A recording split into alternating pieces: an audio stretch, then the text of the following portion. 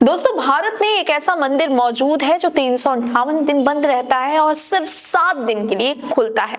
और तो और इस मंदिर को लेकर सबसे हैरान कर देने वाली बात यह है कि इन 358 दिन तक मंदिर के अंदर ना कोई पुजारी जाता है और ना ही कोई भक्त अंदर जा सकता है। लेकिन फिर भी जब दीपावली पर 7 दिन के लिए इस मंदिर के कपाट को खोला जाता है तो मंदिर के अंदर का दिया लगातार जलता हुआ मिलता है।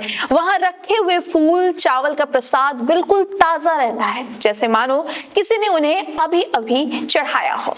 अब जरा सोचिए, एक ऐसा मंदिर जो पूरे 358 दिन बंद रहता है, लेकिन जब वो खुलता है तो अपने पीछे एक ऐसा रहस्य छोड़ देता है जिसे आज तक बड़े से बड़े वैज्ञानिक भी नहीं सुलझा पाए हैं। इस मंदिर को लेकर कहा जाता है कि कुछ लोगों ने मंदिर के बंद रहने के दौरान अंदर घुसने और चोरी करने की कोशिश भी की थी, लेकिन उसके बाद अगले ही दिन उनकी मृत्यु हो गई थी। और हैरानी की बात यह थी कि उनके शरीर पर किसी भी प्रकार का कोई निशान तक नहीं मिला।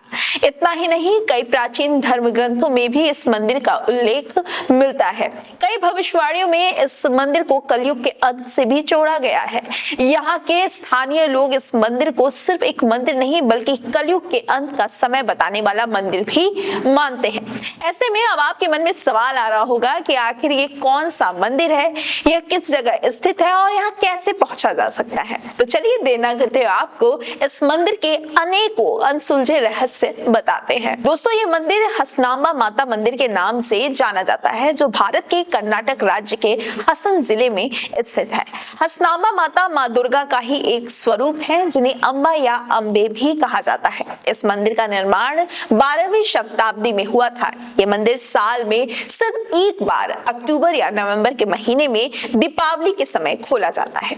इस मंदिर की सबसे रहस्यमय बात यह है कि दुनिया में अनगिनत मंदिर हैं जहां रोज आरती होती है, रोज भोग चढ़ाया जाता है, लेकिन कर्नाटक का यह मंदिर अपने अनेकों रहस्यों के लिए मशहूर है। दीपावली के बाद वाले विशेष दिन पर इस मंदिर के मुख्य पुजारी मंदिर के भीतर प्रवेश करते हैं। वे देवी हसनांबा के सामने एक छोटा सा दीपक प्रज्वलित करते हैं, ताजे फूलों की माला रखते हैं और चावल का प्रसाद चढ़ाते हैं। इसके बाद मंदिर के कपाट बंद कर दिए जाते हैं, लेकिन ये दरवाजे सामान्य तरीके से बंद नहीं किए जाते, बल्कि उन पर एक अटूट सील लगा दी जाती है। इस सील को पूरे 358 दिनों तक कोई नहीं छू सकता, ना कोई पुजारी, ना कोई श्रद्धालु और ना कोई प्रशासन। फिर जब 358 दिन बाद मंदिर के कपाट खोले जाते हैं तो अंदर का दिया वैसे ही जलता हुआ मिलता है, फूल बिल्कुल वैसे ही ताजा रहते हैं और प्रसाद भी पूरी तरह फ्रेश दिखाई देता है, जैसे मानो किसी ने तुरंत ही इसे चढ़ाया हो। इस रहस्य पर लोगों का विश्वास और भी ज्यादा तब गहरा हो गया जब साल 2023 में मीडिया को पहली बार मंदिर के अंदर जाने की अनुमति दी गई। कपाट खुलते ही कैमरामैन गर्भगृह में पहुंचे और वहां जो दृश्य देखा गया वो सभी को हैरान कर दिया। जो कि दीपक कपाट बंद करने से पहले जलाया गया था, वह बिना तेल डाले लगातार जल रहा था। वैज्ञानिकों के अनुसार साधारण रूप से कोई भी दिया कुछ घंटों से ज्यादा नहीं जल सकता है, लेकिन ये दीपक लगभग 8592 घंटे तक जलता रहा। विज्ञान की नजर से गुणा गणित लगाएं तो एक दिया प्रति घंटे लगभग 10 से 15 मिलीमीटर तेल खर्च करता है। 358 दिन यानी 8592 घंटे के लिए करीब 85 से 129 लीटर तेल चाहिए, जबकि मंदिर में रखा दिया मुश्किल से 200 मिलीमीटर तेल का होता है। विज्ञान के हिसाब से ये संभव ही नहीं है, फिर भी ये सब हो रहा है, जो इस बात की गवाही देता है कि इस मंदिर में देवी शक्ति मौजूद है। इस मंदिर के इतिहास के बारे में बात करें तो पौराणिक कथाओं के अनुसार अंधकासुर नाम का एक राक्षस अपनी कठोर तप से ब्रह्मा जी को प्रसन्न करता है और उनसे अदृश्य होने का वरदान मांगता है। ना चाहते हुए भी ब्रह्मा जी को अंधकासुर को ये वरदान देना पड़ता है। इस वरदान से मनुष्य, देवता, ऋषि कोई भी उसकी शक्ति से बच नहीं सकता था। अंत में सभी देवता भगवान शिव की शरण में पहुंचते हैं और उनसे प्रार्थना करते हैं कि वे इस राक्षस से उन्हें मुक्ति दिलाएं। इसके बाद भगवान शिव ने युद्ध का संकल्प तो ले लिया, लेकिन अंधकासुर के पास एक और घातक वरदान था। उसके रक्त की जो भी बूंदें धरती पर गिरती थी उस स्थान पर एक नया अंधकासुर जन्म लेता था। युद्ध शुरू हुआ, लेकिन जब जब महादेव प्रहार करते तब तब जमीन पर गिरती रक्त भी बूंदे नए नए अंधकासुर को जन्म दे देती थी। युद्ध और भी भयंकर हो गया। स्थिति असहनीय होने पर शिव जी ने देवी आदिशक्ति का सहारा लिया, जिसके बाद से भगवान शिव की शक्तियों से सप्त मातृकाओं का जन्म हुआ। ब्रह्माणी, महेश्वरी, वैष्णवी, कुमारी, वराही, इंद्राणी और चामुंडी।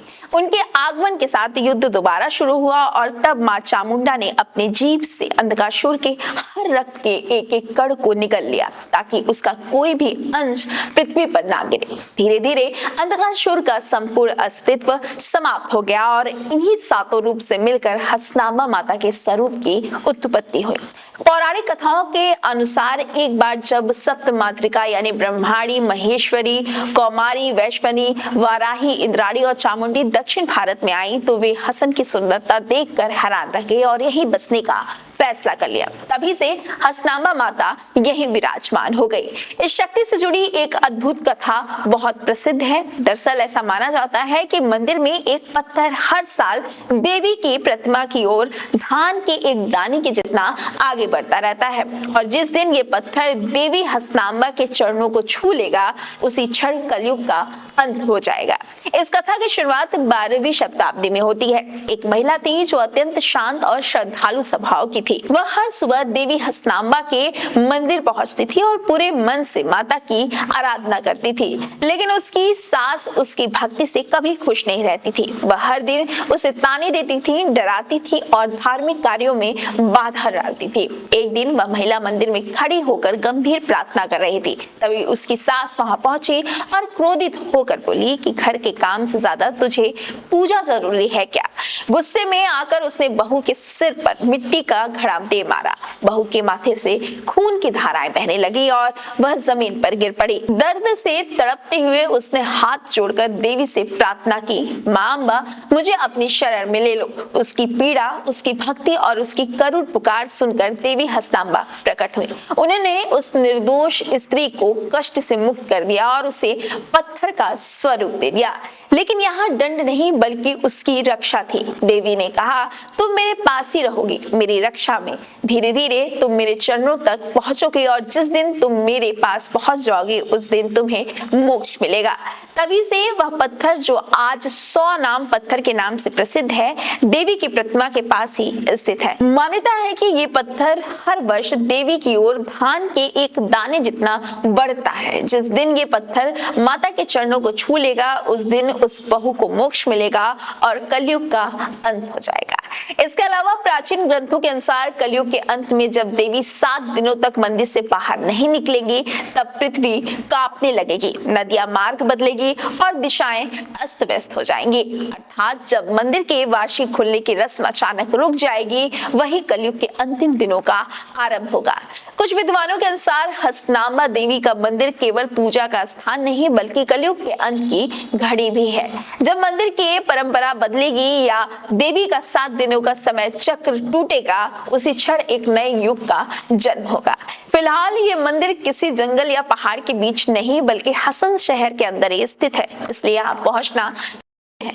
सबसे पहले बात करते हैं ट्रेन से पहुंचने की। अगर आप देश के किसी भी हिस्से से आ रहे हैं तो आपको उतरना होगा हसन जंक्शन रेलवे स्टेशन पर। ये स्टेशन बेंगलुरु, मैसूर जैसे बड़े शहरों से सीधे जुड़ा हुआ है। रेलवे स्टेशन से हसनामा मंदिर की दूरी सिर्फ 2 से 3 किलोमीटर है। स्टेशन से बाहर निकलते ही ऑटो और टैक्सी आसानी से आपको मिल जाएगी। अब बात करते हैं बस से आने वालों की। कर्नाटक राज्य सड़क परिवहन निगम यानी KSRTC की बसें बेंगलुरु, मैसूर और आसपास के सभी शहरों से हसन के लिए नियमित रूप से चलती हैं। हसन बस स्टेशन से मंदिर लगभग 2 किलोमीटर दूर है। यह दूरी आप ऑटो या पैदल भी तय कर सकते हैं। अगर आप अपनी गाड़ी से यात्रा कर रहे हैं तो बेंगलुरु से हसन की दूरी करीब 180 किलोमीटर है और इसमें लगभग 4 से 5 घंटे आपका समय लग सकता है। रास्ता पूरी तरह अच्छा है और जगह जगह मंदिर के लिए साइन बोर्ड भी लगे हुए हैं। लेकिन दोस्तों, यहाँ एक बहुत जरूरी बात जान लेना बेहद महत्वपूर्ण है। हसनांबा माता का मंदिर पूरे साल खुला नहीं रहता है। ये मंदिर सिर्फ 7 दिन, वो भी दीपावली के समय अक्टूबर या नवंबर महीने में खुलता है। बाकी 358 दिन मंदिर के दरवाजे बंद रहते हैं और दर्शन की अनुमति नहीं होती है। इसलिए अगर आप देवी के दर्शन के लिए यात्रा की योजना बना रहे हैं तो तारीख पहले से पक्की कर लें। बहरहाल, क्या आप कभी इस मंदिर में माता का दर्शन करने गए हैं, या फिर क्या आप मेरे इस वीडियो बनाने से पहले इस मंदिर के बारे में जानते थे? अगर हाँ तो कमेंट बॉक्स में कमेंट कर जरूर बताइएगा। अपना ख्याल रखिएगा। बहुत बहुत धन्यवाद।